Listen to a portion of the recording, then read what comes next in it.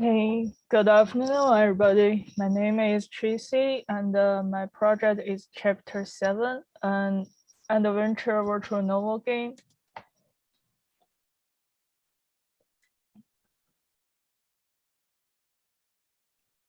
So, as I said, Chapter 7 is an adventure virtual novel game, but if you Google search it, it's come up ton of results. And the Chapter 7 is unlikely other virtual novel game that need a lot of interaction from the player to decide the story. In Chapter 7, most of gameplay is spending on reading the text. It can be dialogue between characters, or it can be case file. There are decision points during the gameplay, but most of them won't affect the main storyline. For example, when you decide either to go to a restaurant or go to a park, it just will take you to explore different scenery of the town. And you might meet interesting people there. However, there are a few decision points that will change the storyline toward different ending. Why choose to make Chapter 7?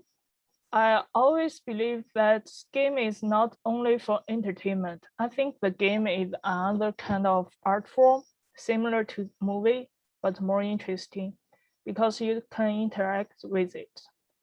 Like the movie, it has a topic. Therefore, in Chapter 7, I will bring two topics into the game and want to discuss them with the player. At least let the player think about them. The first thing is a human rights issue. There are several cases related to human rights issues, such as human trafficking, women's rights, and the LGBT rights. In other words, the victim might also be the perpetrators, which brings the next question. What is justice? Procedural justice or substantive justice? If there has absolute justice in the world, if the bad guy gets away with a procedural justice, should they punish by substantive justice? With all these questions asked, here comes with Chapter 7. Chapter 7 has two serial killing issues involved, and one happened in the past and one in the current. 20 years ago, there were a serial murder in town of Tennessee. According to investigation, the 9 victims were from the same organization. The last victim was found shooting himself under a statue of Virgin. There are some rumors that he died because he could not accept the successive death of his company. And some say that he was one who killed all the others. In fact, not many people care about the truth of the matter. The case has not been finalized because of a lack of evidence. Seems nobody cares about this case anymore until the next round of serial murder starts. You never know what tomorrow will bring, but you never imagine one day you will back to your hometown, a place you try to escape since you were a child. You were promoted to Tennessee as the new detective in town. On the first day of your arrival, one homicide happened, then second and third. As the investigation process gets deeper and deeper, the serial killing seems related to the past. More likely, it seems to connect with you, your past. After all, let's see a trailer and a little hint on the trailer. There are the final answer of the story.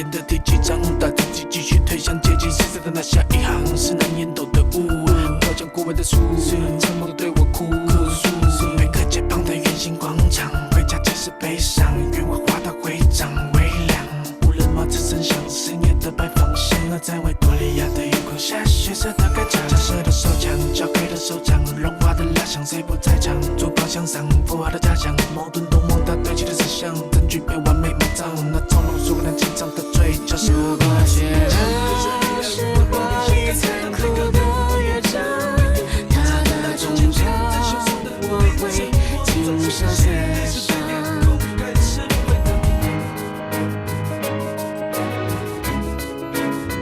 黑色的墨染上了香。如果写的是话语残酷的乐章，它的终章我会亲手写上。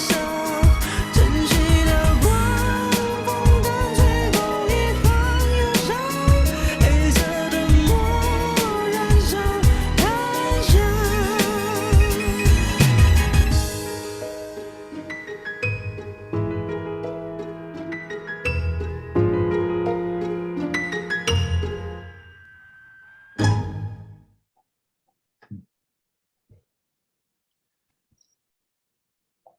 Feel free to guess the answer, and you can try to answer it in the Q&A time.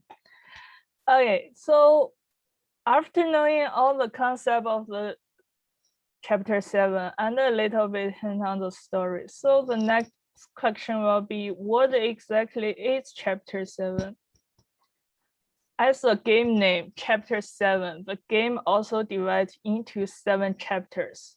In these 7 chapters, the players will be in 7 crime scenes that happens currently, and then explore and discover 9 cases from past. 7 new cases plus 9 old cases equal to 1 main storyline of the game. I said earlier, the game has 1 main storyline that player can explore the full story. Most decision points are for explore the town scenery or no other characters. However, there are 4 different endings to the story, and this leaves the player to explore. I won't say too much here. Moreover, the game is set in a fictional town named Tunis.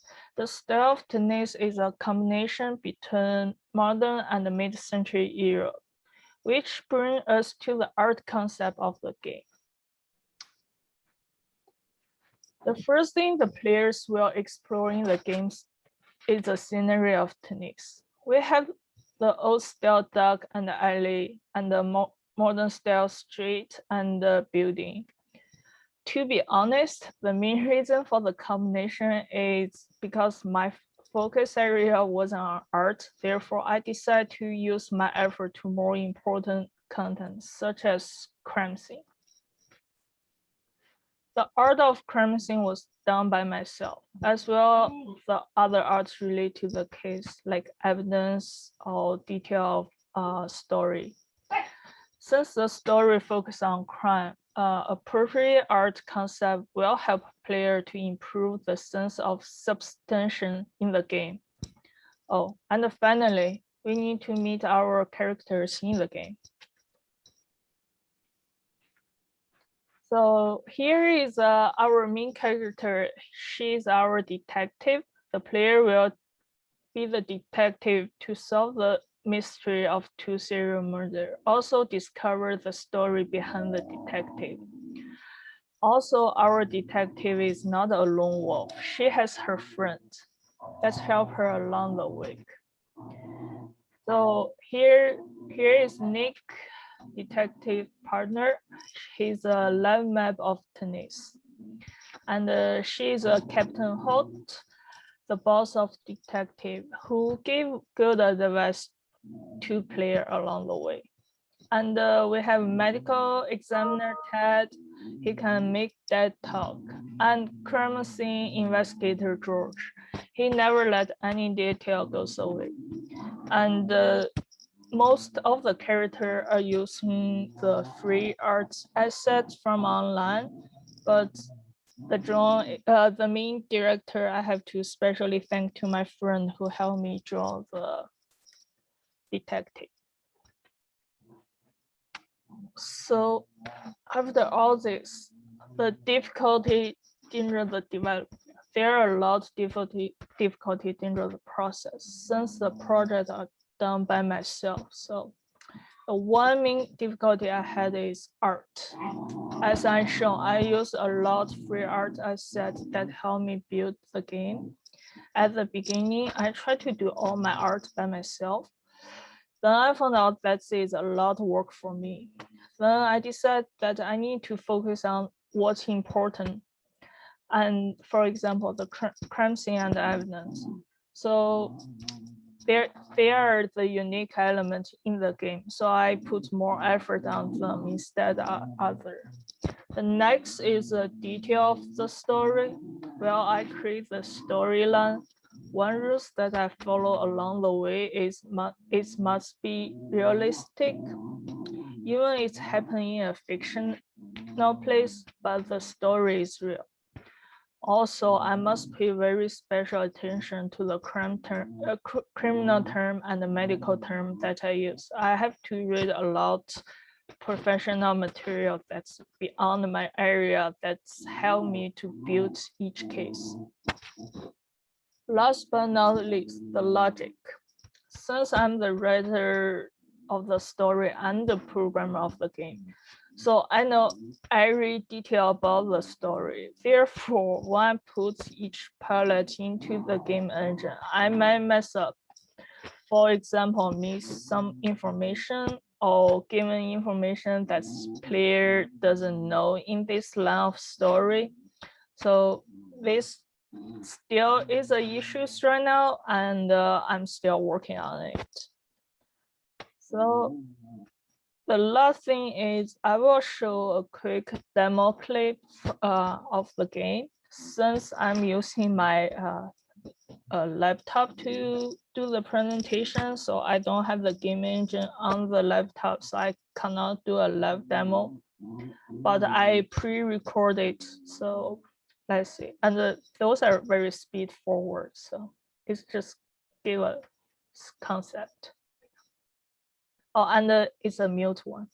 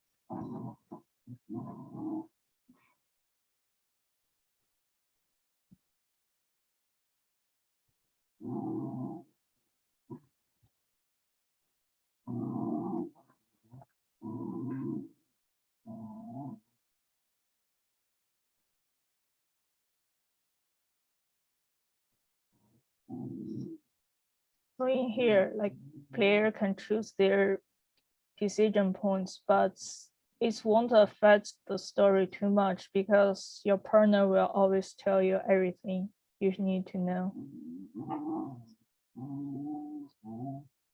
Tracy, you need to, you've gone over your 15 minutes, so you should wrap it up very soon. Okay, yeah, that's all. The rest is also the demo of the game. Okay. Yeah. So Q&A time. May Meg, do you want to go first? So this looks like a huge project, Tracy, a big project. Yeah, it's huge. I started last semester, and because it's too huge, I wasn't able to finish last semester, so I keep doing that this semester. Right. Well, and I think it, you know, I think you could even push it out further, and maybe you plan to Yeah, that's continue my working plan. on it. Yeah, it's still, like I said, it's still got a lot of logic error there, and I still need to fix them, and there's still many like chapter I haven't built yet. I only built like 2 chapters so far because a lot texting, debugging, all the things, and I will definitely keep working on that. Yeah, and I can see how you would benefit almost from having a team of individuals that can participate in different ways. So I guess my question is, in considering the what you referenced as kind of your difficulties, what would you say is the biggest thing that you learned in this process? The big thing I learned is for the project at this big, teamwork is very important. Like I always feel like a little bit powerless when I did that all by myself, and it's make me really want to like build up a team, but it's just a little bit hard to find people like who want to do that project with me at this point, because I already have all my game idea and the concept built. If people have their own idea, I kind of don't want to take it because it's very originally my own idea. So I'm kind of lone wolf here. I like the detective. Well, I look forward to seeing more of the game and your final deliverables. Thank you. Yeah, my final deliverable will include a website, and I will constantly post my development log in there, and you guys can follow along with it. Fantastic. Yeah. All right, Stephen, you're up. So Tracy, you know, we for some reason, a lot of game design students do end up in the School of Individualized Study, and sometimes those students choose to develop a game for their capstone project. And some what they do is that they write a story for a game, but that's what they do. And then some already have a story and they map it out, but they don't actually make it. Their project is to map out how they're going to make it, but they don't make it. And then there's you. You wrote the story, and presumably you did a lot of mapping and framing, and then you didn't quite finish it, but you certainly have gone a long way along the way. So that's a massive project. So congratulations on, I know you haven't finished, but congratulations on getting as far as you've gotten. Are you graduating this semester? Yeah, I'm graduating this semester. Okay, so, but you're going to continue to develop the story, right? This game. Yeah, I will continue to develop the story, and I hope in the future I could have used like more art concept from my own, like all fun people, like original art concept, not using the free art asset from online. Okay, so can you perhaps summarize what all you've learned?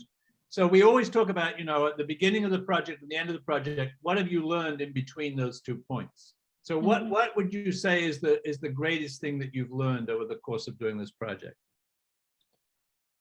I think at the beginning of the courses, I scope a very big project, and then I just didn't really think about what's the plan will be the next step.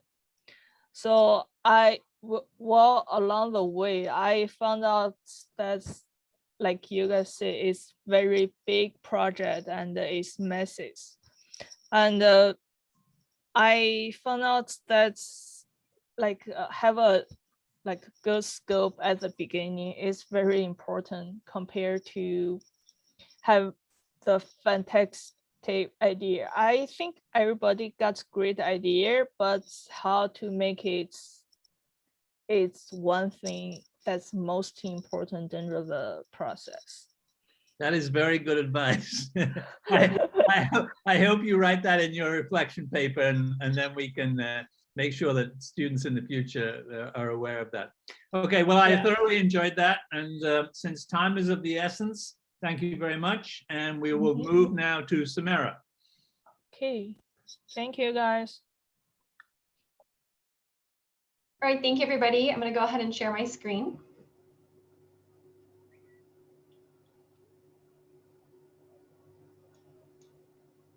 All right, so this is my project.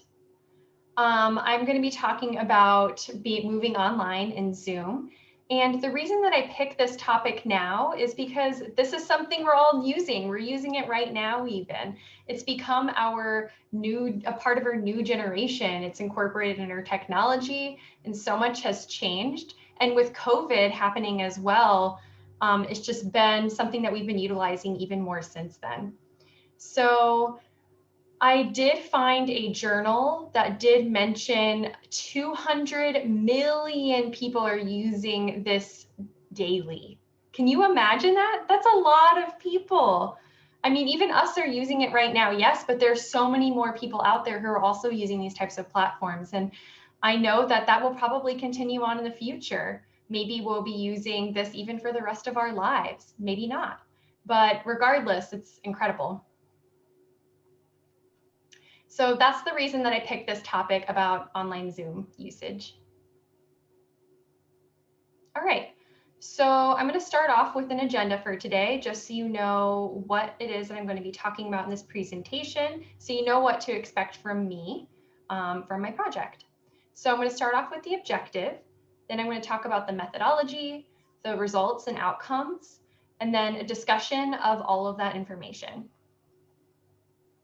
So the objective for this project was to figure out why people prefer in-person related to Zoom, or if they prefer Zoom, why that instead. So my emphasis as to why that is the case as to whatever their preference is. And so I designed these surveys to be sent to both faculty and students, undergrad with deaf and hearing students, with the purposes of sending it out to pretty much all of those groups of people. So this is my methodology. So first things first is I was thinking to myself, how can I create this type of survey? How can I actually get a response from people that want to participate and be a part of this, right? And so when I was thinking about that, I considered using a Google Form survey because they have a lot of different options that you can use there. And they also do the Likert scale. And I decided to make it multiple choice. So that way I could gauge everybody's questions, because we have a total of 29. And so most of those are the Likert scale questions, from strongly agree to strongly disagree, 5 meaning strongly agree, 1 meaning strongly disagree. So that's what that range is. And that's something that I was also able to easily send to people online too. And so even things like Facebook pages, or sending it via email, or maybe even contacting professors. I did contact my professor, and they recommend that I could just email it out to students in order to get a response from them. And I immediately got people interested in wanting to participate in my survey, which was a very unexpected number of people who wanted to take it, which was pretty incredible that they wanted to be a participant for that. So I'm very grateful for them. So this data that I gathered from those surveys all have results that are here. obviously. So every single person preferred in person. And the reason for that is because it's a more traditional method instead of using a more modern method that we're using now on Zoom. So 75.9% preferred in person, 24.1 preferred classes on Zoom. Again, this survey was sent to both students and faculty. So for that 24.1%, that is small, but those are the people that wanted to participate in classes on Zoom. So again, I'm asking the question why this is the case. Why are people picking this? What is their reasoning behind this? So I had an in-depth discussion with the survey, and I'm going to show you guys what the results of that survey was. I'm not sure if everybody is actually able to see this, and so, oh no. Oh no. Give me 1 second. Just 1 second. My bad. I know, right, Tracy? Okay. Okay, so that's one of the cons of Zoom, right? Okay. So can everybody see this okay? The different questions and the results? Okay, great. So I asked one simple question about, do you agree with this statement? I feel that I'm exhausted from too many Zoom classes. Look at that percentage right there. That's very significant.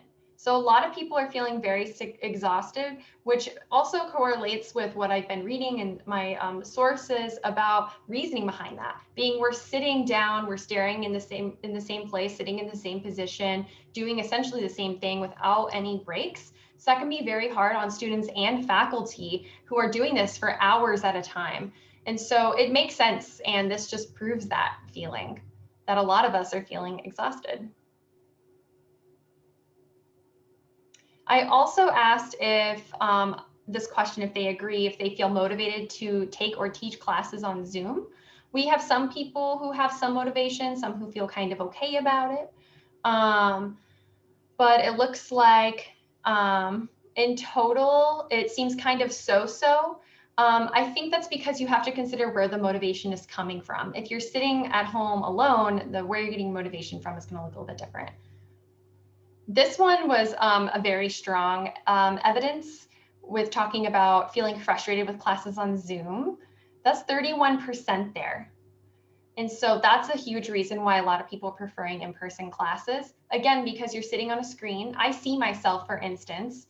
And if you don't understand something in a large class, it's hard to get a hold of just another student to ask them to clarify something for you. That type of connection and overall is lacking.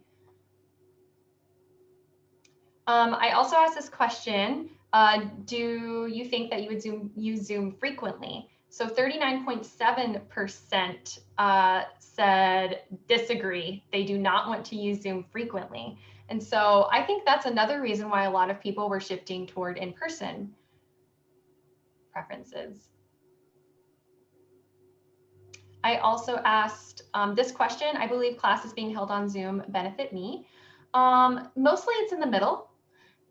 We have 29.3% of students kind of sitting in the middle there. Some say no, some say there is some benefit there. A journal that I did read talked about the overall design in Zoom is a benefit to us in order to be able to maintain things like social distancing. And so that makes sense, of course.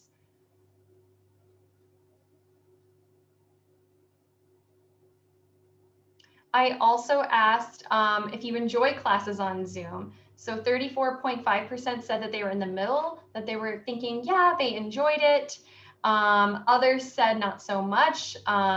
So there was an article that did mention about needing something new or something different to keep yourself interested in enjoying things, right? And so in-person things can look a little bit different than they might look remotely to keep class interesting. But that's probably, if you're picking an online course versus picking an in-person course, that's probably where that decision-making would come in.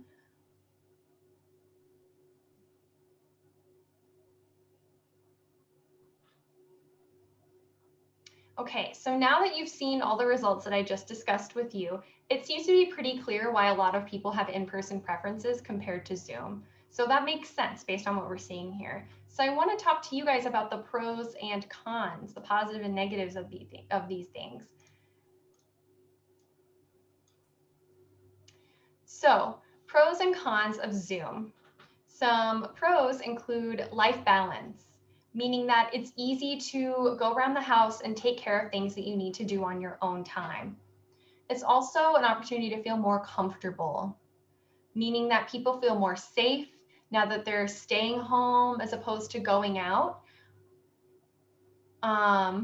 Schedule flexibility, meaning that, for example, if I, for instance, have a doctor's appointment that's 5 minutes away from my home, but my school is 45 minutes away from my doctor's appointment, that can make drastic changes to my daily schedule. So if I were starting off on Zoom for work, then I could just drop by my doctor's appointment with just a 5-minute commute. So this allows for more schedule flexibility and not as rigid timelines. Also, transportation. So if you do have to commute, let's say 45 minutes to RIT, that can be pretty far. A lot of people may not want to make that commute. They may not want to get up early, prefer to sleep in a little bit, and then just hop on Zoom instead. So that is one of the benefits and pros of using Zoom. And lastly is recording. Obviously, we're recording our presentation right now. That's a huge benefit as well. So that is also a positive. And the negatives, we have lacking interaction, meaning not enough human connection, just sitting on a computer looking at a screen. The next one is distractions. It can be very hard to stay in tune for just 5 minutes or 15 minutes on Zoom. It can be very challenging. It's so easy to get distracted. The article I was reading did say it was hard to stay focused on Zoom for over an hour, extremely difficult. So that is one negative. The next one is losing motivation. So when you're losing motivation, maybe you're just feeling too comfortable because you're at home. Maybe you don't want to go out, or maybe you're not wanting to go for a walk. Maybe you're just feeling a little bit lazy, whatever the reason may be. Also, motivation, again, where are you getting it from? If it's a class, you can have your camera on, but it's so easy to lose attention and then just kind of start slouching and so forth. The next one is eye strain. Again, because if you're using this program for hours on hours, it's going to strain your eyes. It's also definitely not deaf friendly. And so the reason for that is because a lot of deaf people have a lot of struggles using Zoom. Most people who commented on this subject said it was really hard with the interpreters because maybe the interpreters, their screen is too small and they have a hard time seeing them and so forth. And the article did mention that even learning remotely is extra challenging for those who are deaf and hard of hearing, who are taking courses or even teaching courses. Either way, it's been very difficult for the deaf community. Also, major as well has an impact. Because if your major is more of a hands-on type of major, you're lacking that. How do you do these types of activities through Zoom? ASL interpreting is hands-on, engineering is hands-on. There are several different majors and topics that require hands-on experience, but because we're on Zoom, how can you even get that type of experience? So that's another negative. Here are some responders' comments. So again, there's no differentiation between students and faculty. Everybody seems to have the same perspective here. There's no difference. And so most respondents said that they like in person because of that human interaction, that they can have one another just checking in, maybe drinking some coffee. And that can also help would stimulate some motivation, being around other people who are doing that versus being alone and the only one doing that work. Connection as well, again, feeling connected to other people, seeing other people, using gesture and facial expressions. It's just much more visual in person and connecting that way. Motivation, and then major, based on, like I said before, like American Sign Language is more hands-on, engineering is more hands-on, so topics like that as well. Samara, let me interrupt for a second. We're coming up on 1:40, so if you can wrap it up, that would be good. Okay, yes, no problem. I'm actually almost done, so that works out well. Okay, And so the people who did like Zoom, they mentioned because they felt comfortable, safe, it was the easy way, meaning that they could easily just get up and go to class by just opening their laptop. They didn't have to walk outside or anything like that. So it was just right there. And then the recording also makes it easy too, because they can rewatch a lecture if they missed it or needed to go back. Also, no masks are needing on Zoom right now. Obviously, none of us are needing to wear a mask. And so that's also a pro about using Zoom. Okay, so overall, Zoom using online, it has positives and negatives, yes, but most of the people who responded much prefer maybe using Zoom for just things like short meetings or a follow-up, or maybe using it for a day where you're going to be mainly working on other things and having those brief meetings. So nobody necessarily wants to get rid of Zoom completely, because there are some pros there. But the results showed simple. Most responders prefer to be in person overall, and less responders prefer to be on Zoom. So that's it for my presentation today. Okay, Samara, fabulous job. I really think you knocked that out of the park. That's a great study, and of course it's very timely. So congratulations right off the bat. One or two questions. First of all, you said that a lot of people responded, more people than you expected responded to your survey. And you also said that you sent the survey to both students and faculty. But what you didn't, I didn't hear you say how many students and how it broke down between students and faculty. So can you briefly say sorry. how many you had? Sure, yes. And so the total was 58 people who were respondents. And so that means that, let me see here. Just grabbing my paper here. Okay, 70.7% were students and 22.4% were faculty. Okay, thank you. So you did get a number of faculty. That's interesting. So let me ask then, did the faculty responses align with the student responses, or did you see any difference between the two groups? So it looks like they were overall very similar. The one difference that I did notice was in regards to schedule flexibility. And the reasoning for that is because the faculty have that flexible schedule that they can work with, but students usually don't, right? Because they have classes back to back. So that was the one difference that I did see. From the faculty perspective, talking about motivation, student motivation meant that they had a hard time participating. They didn't really care to participate. Faculty were saying that most of the students are joining camera off.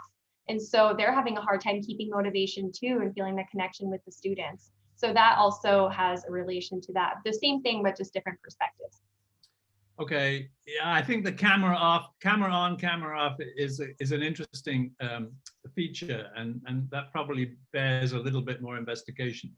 So I absolutely agree with you, and this is from my personal experience, that Zoom is not as deaf friendly as in person. For example, I give English tutoring to students, and I much prefer to be in person than on Zoom. So I get that completely. But one thing that strikes me is that, you know, Zoom is still a relatively new technology. So what would be interesting is to see how attitudes to Zoom have changed over time. You know, when it was brand new and nobody quite knew what they were doing, I would imagine the responses might have been more negative. But now that people are getting used to it, I would think perhaps that the responses are getting more positive. And going back to the deaf-friendly thing, I have noticed that people have gotten much more comfortable with using the chat. The chat, I've watched, you know, I've listened in on a lot of professors, on some professors from different colleges at RIT, and I see that, and of course most of their students are hearing students, they use the chat room a lot more now than they did maybe last semester. And whether or not that's deaf friendly or not, I don't know, but certainly the chat thing has helped, I think, make the, you know, you see what your peers are thinking. So it does help you to feel that it's not just you're actually in a class and everybody's experiencing it the same way. So anyway, the point is, I think that maybe attitudes to Zoom may over time be changing, but maybe not. But still, that's a different study. And Definitely. so I don't know whether you're going to pursue this further, but you certainly made a great beginning on studying this. So congratulations. I really liked your presentation. Thank you. Thank you. Yeah, but that's a really great point about attitudes towards Zoom. I'm curious myself to see how that change happens and if it does change a lot. Yeah, I agree. Meg? Thanks, Stephen. I really enjoyed that. And I think it's so timely. I think for everyone here on this meeting and anyone, considering this topic, will think about their own experiences with Zoom. I would say it would be interesting to do, like Stephen mentioned, even another study, one more semester out, because I feel like in my own conversations with my students in classes, I think they felt like things had improved even just between semesters. I think it's interesting based on your survey and how you've interpreted the data. Do you see that there is maybe a place where we can integrate Zoom into in-person classes in a way that utilizes the technology, but maybe still maintains the in-person experience? So hopefully we'll be at a point where we're past the pandemic. It's going to be a little bit of time here, but do you see a place for using Zoom in-person classes, and what would your recommendations be? Oh, wow. That is a very good question. So I do strongly feel that I would recommend, yes, starting off being in person, but maybe using Zoom as a backup. So maybe if there's a really bad snow day, and that makes traveling dangerous or even harder, if somebody has a family emergency or something like that and they can't be there for it, Zoom would be a great option in that case. So I think that would be my recommendation. You could also do it the same time while you're hosting class. In my personal experience, I prefer actually going in class in person, but I do recommend that for people, let's say, who are sick and can't make it to class, and they still have the opportunity to join in Zoom as a backup. Okay, thank you. I thought that was really interesting. Okay, we've got to move on. It's 1:46. So Caitlin, I don't want to take any of your minutes, so we will go over. And so I'm not seeing you up there. Oh, there you are. Okay, I see you. Okay, it's all yours. The floor is yours. Take it away.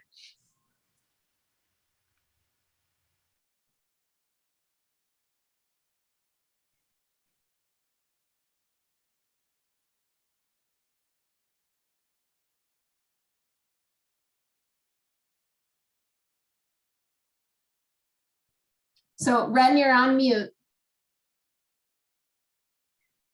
And your screen looks great. We can see it.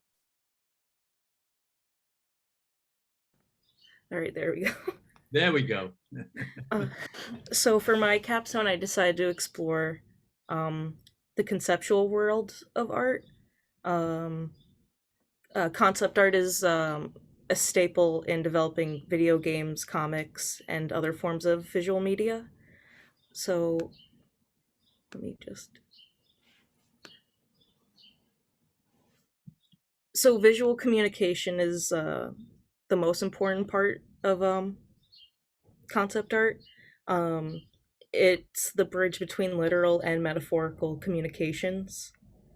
And so how we perceive things and just psychologically take in visual aspects helps us shape and perceive the world around us. And the same goes for the media we consume. And so for my project, I wanted to be able to better understand visual communication. because as a designer and illustrator myself, I felt like my understanding was very shallow, and that I didn't really have a good grasp or appreciation of visual communication, and that reflected in my art in a sense.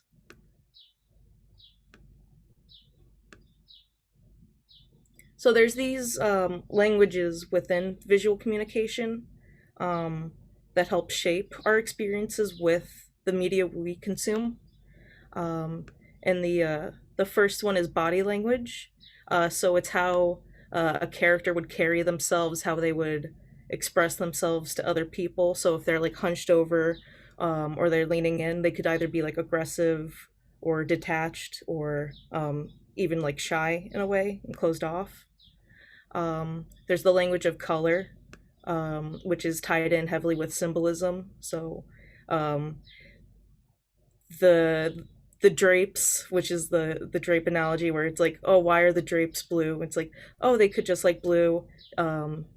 It could be symbolism for depression, or it could just be that that was the last set of drapes that they had at the furniture store or something. But it also helps with personal aesthetics, and in a way of how people and characters want other people to perceive them as. So strong colors can convey a sense of like leadership, or being proactive, but also it can convey more negative connotations, like being overly aggressive, or even arrogant in some ways, just because of how vibrant reds can be. And then there's aesthetic and clothing languages also, which are heavily anchored to color language. So the types of clothing we wear and like the materials we wear can either detail, like if it's well like made and like custom made, it conveys a sense of wealth, or someone's very like invested in their appearance. And also culturally, it helps to illustrate cultures. So there's like African tribes where they'll have set patterns and colors, and that helps unify the community within that tribe.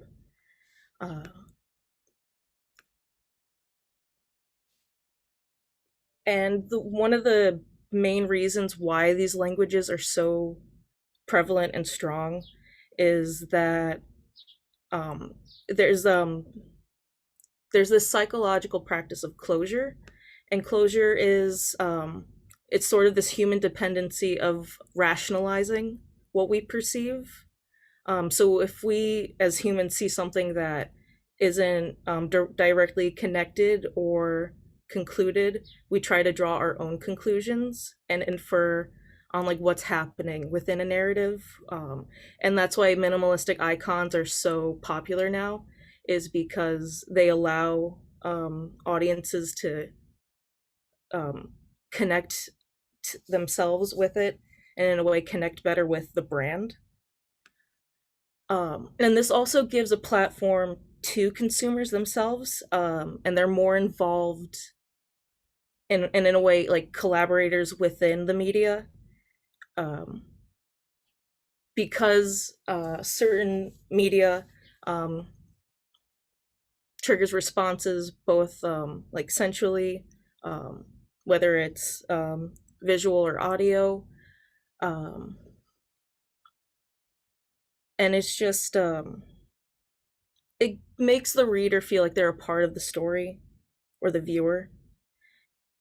So there's the idea of liberation with vagueness within media, and that's also why you see a rise of open-ended conclusions within novels or comics or games, because it encourages the audience to better explore their viewpoints, and it encourages the practice of closure. But one such drawback of like silent languages like these is that humans are flawed. They're not made to deal with absolute truths. Everything is like subjective and based on point of view. And something like that can be hindered by like cultural or personal bias in any way, or even things like apathy, in that someone could be unwilling to explore any possibility. So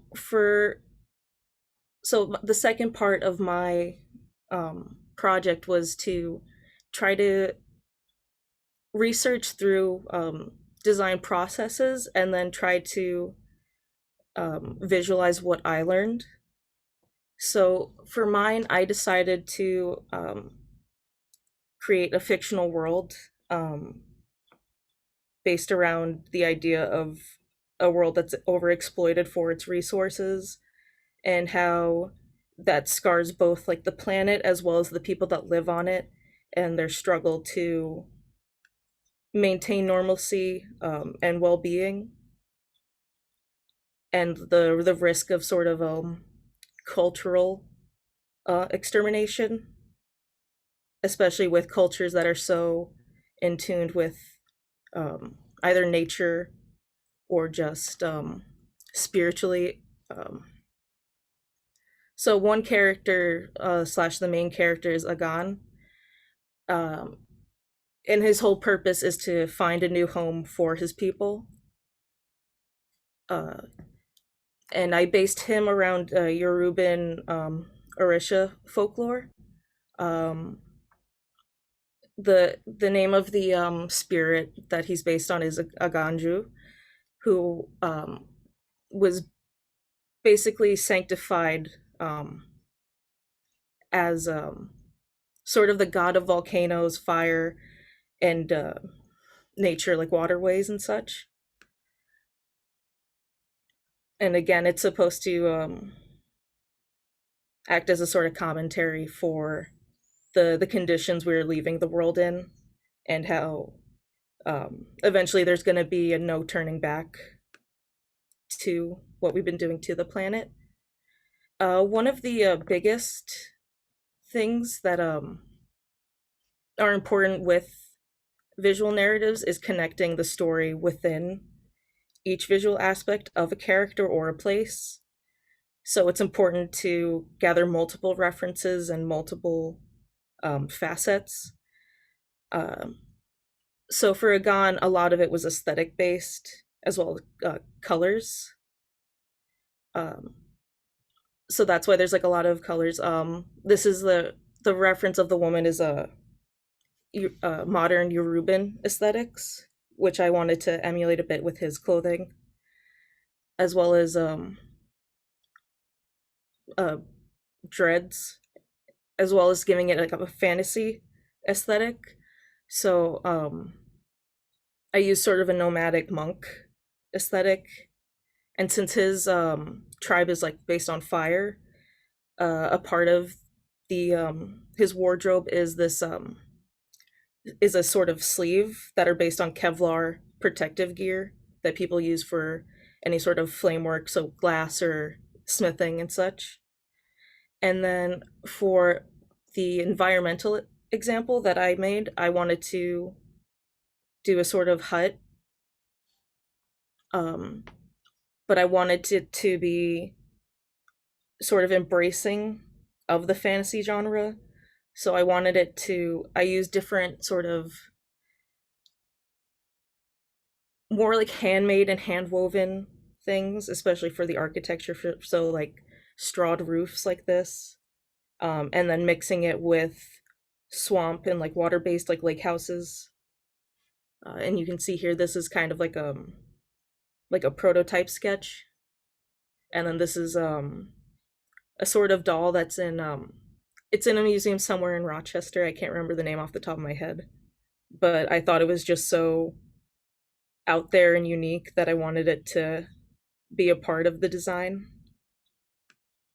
So this is the Agan. I decided to base his looks through like set periods of time in his life. So at like 25 is when the story starts. This is his usual attire within the village. So it's very relaxed. He has a more confident or calmed like disposition to him. This is really before the effects of the environmental change start to hit. Um, 26 is maybe like a year after the sort of like cataclysm of all these environmental changes happen. So this is like in the middle of his struggle to fight for his people and find a place for them in the world after the loss of like their land. And then 66 is the sort of the epilogue of his journey. Um, he's very old now. He lost his arm along the way in his struggle. He's kind of back to his usual relaxed sort of mannerism. He's definitely mellowed out. And one note is so there's something controversial about a lot of African American tribes, including the Yorubans, is that the idea of aesthetic scarring. And I didn't want to push that topic with it, so I wanted to do the idea of aesthetic artificial hair. So his hair is really made of coils used to like generate like heat and such. So at the end of his life, they're sort of no longer in use, so they've sort of faded away, so it's kind of more of like a gray that you would see for older men. Caitlin, if I can interrupt, in order to have some questions, it's 2:00, so can you wrap it up in the next couple of minutes? Yeah, sure. And then this is the hut that I made. And this is also through the span of time. And you can see it's more of a like a nice lush green calm environment that degrades into a sort of uninhabitable marshland with ruined housing. And so one of the conclusions is that I made is that subtle changes can cause like great changes, like once you see them added up. And so basically learning to appreciate the smaller things but not being critical and like nitpicking of them within the design process. And the idea that symbolism only gets you so far. In order to like really appreciate like visual and sensual aspects, you have to look deeper inside and sort of analyze further what goes on within the process and the pathing of both the design and the creator. And that no matter what, that art has purpose within it. And nothing is ever really simple. And then the final page was just the sources I consulted and used during the project.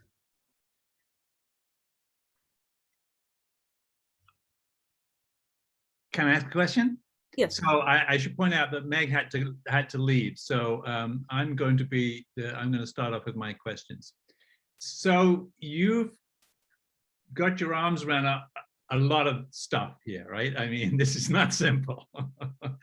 And so, for example, I have a couple of questions, but on your last slide here, I'm a little surprised with your middle, the second bullet there, because I would have guessed, based on the way you started your presentation and what you talked about to begin with, that you would have given more value to symbolism. And there you're saying it's skin deep. So that seems to be a little bit of a contradiction. So can you talk a little bit more about that?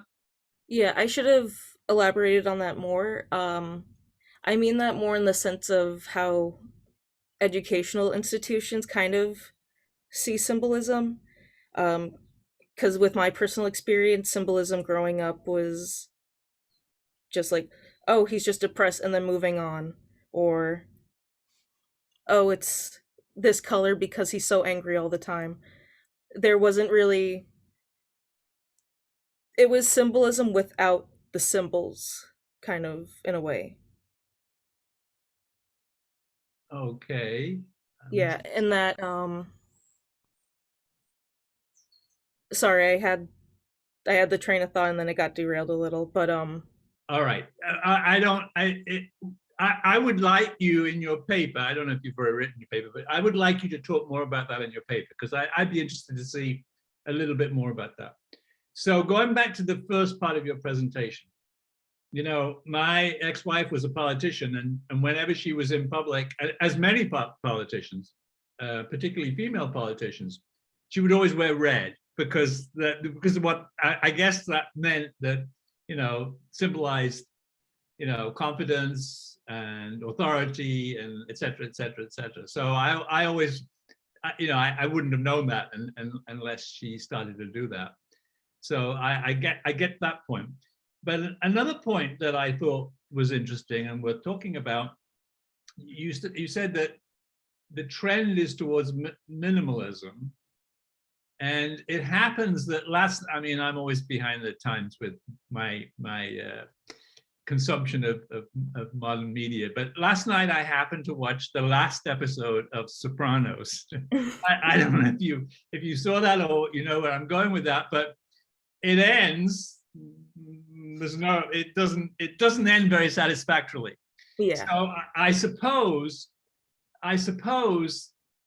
you know, it's all very, in my opinion, it's all very well to allow the audience to come to their own conclusions, but sometimes it's not very satisfactory. You want to know what the artist or the writer or whatever, what they thought. You don't want to be left hanging. So that I think there's an issue there too, between the two. It's very easy to do something like Closure very wrong. It's kind of almost an art form of itself. Yes, indeed. Skirt around being vague but being open, without seeming lazy. Like, oh, just think of whatever you want. Right. So I think it's a deeper problem that I've noticed before, particularly in serials, you know, where there's multiple seasons. A lot of people have a lot of difficulty drawing things to a conclusion. It's not that they just don't know how to end it, right? I mean, it's a fascinating concept to me, because, you know, it happens more than you'd think. And, you know, when you think about creating a piece of at least something that's a written piece, you know, a lot of people, they know how it's going to end at the beginning, but a lot of people seem not to know that, or when they get there, they think, oh, maybe it shouldn't end that way. So I think that whole area is very interesting, and the way you put it in terms of minimalism, that bears a lot of investigation, I think. And maybe you can talk about. I'm not to, you know, tell you what you should write about, but I'd be interested to hear more about that too. Otherwise, you didn't talk much about, you didn't mention what your concentrations have been, and where you're hoping to take this. Are you graduating this semester? I am. Okay, so can you talk a little bit about what your concentrations have been, and what you hope to be moving into once you graduate? So my concentration was sort of taking on academic approaches to the way we view comics and other forms of media that are seen as still like juvenile, just because they're art forms that are so young that it's hard for general audiences or like older audience to take seriously, even though that they're great facets of the way we see, again, the world around us, or like just general messages of either like hope or poetic justice, or any sort of like metaphorical connotation. So I especially like got interested in sort of concentrating on that after talking with Daniel Warden, who's also a professor in SOIS, for anyone in the chat that doesn't know. Right. And what are you intending to do when you graduate? I plan on applying to grad school here for visual communication. Okay. And this is an area you're going to pursue, this specific area. It's something that's got your attention. Okay, that's great. Okay, and with that, unless anybody else has any questions, does anybody want to ask Caitlin anything? Okay, so I want to thank all three of you. Great presentations. And I really enjoyed all three. And it remains for me to remind you, of course, that you've got to now write 2 papers for Meg and myself in the next couple of weeks. And then you're all done. And if Samara and Tracy, you're like Caitlin, you'll be graduating. So I wish you all the best when you leave RIT. And I hope you found this opportunity to pursue a project to be worthwhile, and you've enjoyed it. So we certainly enjoy seeing the products of your work. So thank you very much. And also thank you to the interpreter. And if you're still there, Tracy, thanks for joining us today. So see you later. Bye-bye. Bye. Thank you. Bye.